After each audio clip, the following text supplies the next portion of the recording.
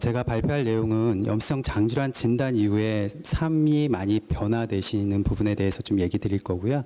그로 인해서 어떤 심리사회적인 문제가 있는지, 그리고 저희 쪽에서 지금 현재 이루어지고 있는 서비스는 어떤 것들이고, 향후에 좀 확대되면 좋을 서비스들은 어떤 것들이 있는지에 대해서 좀 설명드리고, 또 여기가 환자나 가족분들을 위한 건강 강좌이기 때문에 정신 건강을 증진시킬 수 있는 팁들을 좀 알려드리면서 제가 준비한 강의는 마치도록 하겠습니다.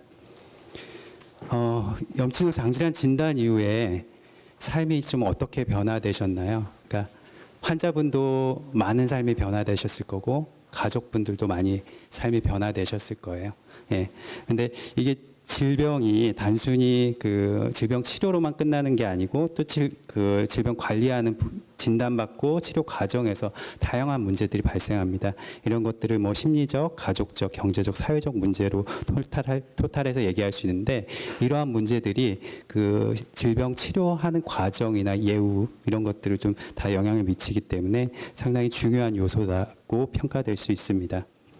그래서 염증 장질환 환자분들도 다양한 예후가 거치시죠. 뭐 초기에 이게 활동기가 있다가 관해기가 쭉 잘 유지가 되시는 분들도 계시고, 그렇지 않으신 분들도 있고, 막 반복해서 심하게 이게 증상이 활동기와 관해기와 왔다 갔다 하시는 분들도 계시죠. 근데 이게 관해기가 잘 유지되시는 분들은 상대적으로 이런 심리사회적 문제가 좀 더 영향을 덜 받게 되시고, 근데 증상이 잘 조절이 되지 않고 이 활동기가 진행이 되는 환자분들은 이런 심리사회적 문제가 더 크게 영향을 받게 됩니다. 대략적으로 그냥 설명드리면, 심리사회적인 문제는 스트레스 많이 경험하시죠. 환자분들도 경험하시고, 그다음에 가족분들도 경험하십니다. 그러니까 스트레스, 우울, 불안, 그러니까 장과 뇌가 또 연결돼 있다라고 얘기해서 이런 질환으로 인해서 불안이나 우울이 증가되는 경향도 있고, 또 이게 항문 쪽에 관련된 질환이다 보니까 이게 수치심을 느끼시는 경우도 상당히 많이 있으십니다. 그리고 자존감도 많이 떨어지시는 경우도 있고, 가족적인 측면도 보면 또 미혼이신 분들은 또 이제 결혼을 해야 되나 말아야 되나, 내가 할 수 있을까? 이런 고민들도 있고, 여성분들이면 임신과 출산에 대한 걱정도 있고, 그다음에 남성 군입대 하기 전이신 분들은 군대 문제도 있고, 그다음에 가족들도 뭐 죄책감을 많이 느끼시는 경우도 있고, 가족 내 또 역할 진단을 받고 나서 식습관도 조절을 해야 되고, 다양하게 또 역할이 바뀌게 되는 문제도 있습니다. 그리고 이 질환으로 인해서 대인관계를 회피하게 되시는 분들도 많이 있고, 이게 스스로 고립시키시는 분들도 많이 있으신데요. 그리고 학교 생활이나 직장 생활 에서도 많이 영향을 받습니다. 질병이 잘 관리가 안 되고 활동기에 되면 휴가를 쓰셔야 되는 경우도 빈번하고, 이게 너무 증상이 심하다 보면 퇴사를 고민하시고 직업을 아예 바꾸시는 분들도 계시고요. 그다음에 제가 면담했던 환자분은 직장 내에서 승진을 포기했다라고 좀 얘기를 하시더라고요. 그만큼 이제 내가 이게 성과를 그만큼 낼 수 없기 때문에 그런 부분들의 포기도 있으시고요. 학교 다니시면서 휴학하거나 뭐 자퇴하시는 분들도 많이 있으시죠. 그다음에 이제 이런 부분 때문에 경제 활동을 못 하시게 되면서 소득의 수입이 줄어들게 되면서 경제적인 어려움들도 많이 생기시게 됩니다. 이게 환자분의 발달 단계, 그다음에 가족적인 상황, 경제적인 상황에 따라서 다양하게 환자분만의 심리사회적인 문제들이 좀 부각이 될 수 있습니다. 그래서 염증 장질환 센터에서는 의료적 측면뿐만 아니라 이런 심리적인 측면, 사회적인 측면에 대한 개입을 또 중요하다고 생각하셔서 교수님들께서 이런 부분에 대한 신경을 쓰시고 있고요. 궁극적으로는 이런 심리사적인 치료를 접근을 하는 이유는 환자분의 삶의 질을 향상시키는 것과 정신건강 증진이 주된 목표라고 볼 수 있을 것 같습니다. 그래서 삶의 질 향상은 뭘까요? 사전을 찾아보니까 일상생활에서 느끼는 행복감 정도라고 얘기를 하고 있습니다. 그러니까 염증 장질환이 있지만 내가 행복하게 느끼면서 삶을 살아갈 수 있는 그 수준을 만들어 드리는 것들이 이 심리사회적인 접근의 핵심일 것 같습니다. 심리사회적인 접근은 뭐 특정 직군만 하는 건 아닙니다. 그러니까 뭐 염증 장질환 센터 의사 선생님, 간호사 선생님, 저희 병원의 정신건강의학과 의사 선생님, 임상심리사 선생님, 사회사팀의 사회복지사, 영양팀의 임상영양사 선생님 모두가 이런 접근들을 한다고 볼 수가 있을 것 같습니다. 그래서 의료적인 치료에 플러스 더해서 사회생리학적 지원을 했을 때 최고의 임상적인 결과, 치료도 잘 되고 예후도 관리가 잘 되는 것들을 좀 볼 수 있다라고 설명드리고 싶습니다. 그래서 저희 쪽에서 지금 개입하고 있는 사회생리학적 지원 서비스에 대해서 좀 설명드리겠습니다. 구체적으로는 보통 개별적인 접근이 있고요. 그다음에 집단적인 접근도 있습니다. 그래서 하나하나 좀 설명드리면서 말씀드리겠습니다. 일단 초진 환자분들이 의뢰가 되면 교수님들이 저희 쪽에 평가가 필요하다고 생각되시는 환자분들 의뢰를 해주십니다. 저희가 그러면 여러 환자분 중에서 실제적으로 이런 서비스를 받아야 되는 분들을 선별을 해야 되기 때문에 저희가 자체적으로 이런 심리적 기능이나 가족적 기능, 사회적 기능, 경제적인 상황에 대해서 평가를 하게 됩니다. 그래서 실제적으로 이런 서비스를 제공해야 될지 말아야 될지 아니면 어디로 의뢰를 해드려야 될지에 대한 판단을 하게 되고요. 그래서 이런 자체 설문지를 좀 염성장질환센터하고 같이 개발을 했고요. 이런 설문지를 통해서 심리적인 문제나 가족적인 문제, 경제적인 문제 여러 문제들이 스크리닝 되면 그때 이제 내부에서 해결할 수 있는 문제가 있고 그다음에 외부에서 해결할 수 있는 문제가 있습니다. 예를 들면 환자분이 우울이나 불안이 너무 심한 경우 그러면은 본인이 적극적으로 정신과 치료에 대해서 동의가 되시는 분들은 당연히 정신과 치료를 받으면서 약물 치료를 받으실 수가 있죠.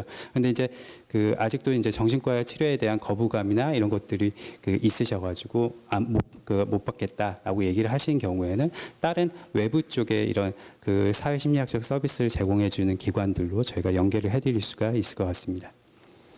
그리고 저희가 좀 많이 안내를 해드리는 기관 중에 하나가 서울심리지원센터라는 곳이 있습니다. 이게 서울 시민이면 무료로 심리상담이나 심리상담 프로그램을 좀 지원을 받을 수 있는 곳들이어서 상담할 때 이런 부분에 대한 정보 제공을 함께 해드리고 있습니다. 심리치료에 대한 접근도 효과적이라고 좀 많이 얘기하고 있습니다. 화면에서 보시면 여기 인지행동 치료나 스트레스 관리, 그다음에 관련해서 항우울제 치료가 심리적 문제에 있어서 매우 효과적이다라고 좀 평가가 되고 있고요. 이게 염증질환 코스나 삶의 질에도 효과가 있다는 연구들도 많이 보고되고 있습니다. 그래서 적극적으로 약물 치료나 아니면 이런 심리 상담 서비스를 받으시는 것들이 좀 도움이 될 수 있습니다. 그래서 염증장질환센터에서 한국건강보험공단 자료를 분석했었는데 염증 장질환 진단받고 환자가 1년 내 우울증 발병률이 한 17.5% 정도 된다고 합니다. 정신질환 실태조사에서 우울증 주요 우울장애 평생 유병률이 한 5% 정도인 거를 생각해 보면 상당히 염증질환 진단만으로도 이렇게 우울증 발병이 높아진다라고 좀 볼 수 있을 것 같습니다. 그래서 이런 심리 상담은 개별적으로도 받으실 수가 있고요, 집단으로 받으실 수도 있습니다. 그래서 스트레스 관리나 인지행동 치료, 요새 마음챙김이라는 프로그램도 있고 수용전면 치료라는 치료도 있어서 이런 것들이 좀 도움이 될 수 있으십니다. 질병에 대한 정보를 좀 함께 저희가 초기 상담할 때 제공을 해드리고 있는데 염증 장질환 환자분들의 정서적인 측면에 대해서 궁금하신 분들이 좀 많이 있습니다. 이게 염증 장질환 미국에 있는 재단에서 발간한 자료인데요. 그거를 번역해서 저희가 환자분들한테 좀 나눠드리고 있습니다. 그러니까 질문들의 문항이 뭐냐면 환자분들이 자주 궁금해하시는 겁니다. 그러니까 불안감이나 긴장감 때문에 이런 염증 장질환이 발병을 했나? 그게 원인인가라는 그런 질문도 있으시고 아니면 가족들이 이제 환자분 발병한 거에 대한 죄책감을 느끼시는 경우도 있는데 그런 부분에 대해서 이게 실제적으로 그럴 만한 사실인가, 그러니까 팩트인가라는 것들을 확인하는 안내 자료여서 실제적으로 오해할 수 있는 부분들을 좀 진단 초기에 이 정보를 통해서 좀 교정해 드릴 수 있는 부분이 있어서 제공해 드리고 있습니다. 그다음에 염증 장질환 환우 모임이나 단체들도 많이 있습니다. 그래서 환우 모임이나 단체 모임에서 여러 가지 심리적 지지나 아니면 실제적인 질병 관리 도움을 많이 받으실 수 있기 때문에 그런 부분에 대한 안내도 함께 해드리고 있고 각종 모임이나 이런 것들이 수시로 이런 홈페이지나 자료들이 좀 오고 있기 때문에 관심 있는 분들은 이렇게 참고해 보셔도 될 것 같습니다. 그다음에 초기 상담할 때 이게 경제적인 부분도 상당히 많이 그 영향을 미치시는데요. 그러니까 그 외래로 계속 팔로업을 하시는 경우에는 그렇게 큰 비용이 많이 발생하지 않는 경우도 있으신데 그 수술을 해야 되거나 입원 치료를 해서 이제 증상 조절을 해야 될 때는 그 국가에서 의료비를 지원해 주는 제도나 민간 의원 단체에서 이렇게 지원하는 그런 제도들도 저희가 연결을 해서 환자분들의 지원을 돕고 있습니다. 그리고 그 복지 정보도 좀 제공을 해드리고 있는데요. 그 많이들 아시고 계시는 부분들도 있고 아예 모르시고 초기에 진단 받으시면 이런 본인들이 이제 혜택 받으실 수 있는 제도들이 뭐가 있는지 궁금해하시는 분들이 많이 있습니다. 예를 들면 산정특례 제도나 본의부담 상한 제도, 희귀난성 질환자 의료비 지원 사업, 뭐 재난적 의료비 지원 사업, 뭐 장애 관련한 제도 이런 것들에 대한 전반적인 설명도 함께 제공해드리고 있고요. 그다음에 그 가족들인 경우도 이제 가족 교육이 필요한 경우도 있으십니다. 특히 그 염증 질환이 아동이거나 아동 청소년기에 발병을 하신 경우에는 부모님들이 이 아동들을 어떻게 케어해야 되는지 좀 잘 난감해 하시는 경우들이 많이 있어서 그런 부분들을 잘 지도를 해서 아이의 치료 순응도를 좀 높일 수 있는 접근들을 그 하는 경우도 있고요. 보통 이렇게 할 때는 질병의 특성들이나 아니면 자녀 양육의 방식, 의사소통 방식에 대해서 좀 얘기를 해드리는 경우가 많이 있습니다. 그리고 그 염성장질환 센터 그 교수님들하고도 좀 그 논의하고 있는 부분이긴 한데요. 아직 결정은 되진 않았는데 그 지지 집단에 대한 그 것들도 좀 논의를 하고 있습니다. 지지 집단은 뭐냐면 환자분들이 같이 모여서 서로의 질병 관리에 대한 얘기, 어려운 부분에 대한 얘기들을 하면서 그 스스로 그 서로를 그 격려하고 좀 위로하는 모임이라고 볼 수 있는데요. 그러니까 미국에 있는 염성장질환 재단 같은 경우에는 아예 홈페이지에 이런 지지 모임을 그 찾아보고 본인이 참석할 수 있게끔 이렇게 다 연결을 해두고 있습니다. 근데 이런 모임들이 실제 환우분들끼리 모이기 때문에 상당히 치료적인 효과가 또 크고 그다음에 그 심리적으로 좀 또 많이 위로가 되는 그런 부분들이 있어서 이런 부분들도 향후에는 좀 저희 쪽에서 좀 검토를 해서 진행을 해볼 수도 있을 것 같습니다. 예. 그다음에 이거는 그 멘토링 프로그램이 있는데요. 이거는 이제 선배 환자분들이 있잖아요. 그 신규로 진단받은 환자분들도 계시고 그런 환자분들 간에 교류를 하고 그다음에 환자분의 치료 수능률을 높일 수 있게끔 촉진하는 그런 프로그램 중에 하나인데 이건 대한의료사회복지협회에서 다양한 질환에 대해서 지원을 하고 있습니다. 현재 진행되고 있는 질환은 암질환, 뇌질환, 그다음에 난임, 화상, 신경계 이식, 만성 신부전, 뭐 당뇨, 뭐 다양한 질환에 대해서 멘토링 프로그램이 진행이 되고 있는데요. 이 프로그램도 상당히 환자분들한테 그 치료적인 효과가 높아서 많이 보급이 되고 있어서 향후에도 염성 장질환 환자분들을 대상으로 이런 멘토링 프로그램을 적용을 해보는 것도 고려를 하고 있습니다.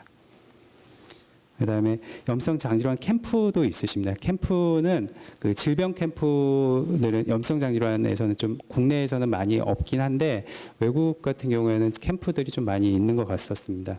그러니까 그 캠프에 참여를 하게 되면 이제 일단은 그 주변의 염성 장질환 환자분들을 많이 만날 경험이 없으신데 캠프 기간 동안에 함께 다른 염성 장질환 환자분들 만나기 때문에 나 혼자가 아니라는 그런 위로감도 받으시고요. 그다음에 그쪽에서 나와 비슷한 질환으로 힘들어하는 부분이 공통분모가 많기 때문에 이런 그쪽에서 친구들이나 나를 위로해 줄 수 있는 사람들을 좀 만날 수 있고 자신감이나 독립심도 많이 키워줄 수 있기 때문에 이런 캠프들도 향후에는 좀 이거는 뭐 한 개 병원에서 해결할 문제는 아니고 그 큰 규모의 전국 단위에서 이게 좀 그 이루어져야 될 부분인 것 같습니다. 그다음에 마지막으로 정신 건강을 돌보는 생활 속의 팁을 좀 두 가지 좀 얘기 드리려고 합니다. 그 정신 건강을 좀 그 밸런스를 맞춰야 되는데 일단은 그 명상이나 이완 훈련, 호흡법들에 대해서 좀 설명드리고 싶습니다.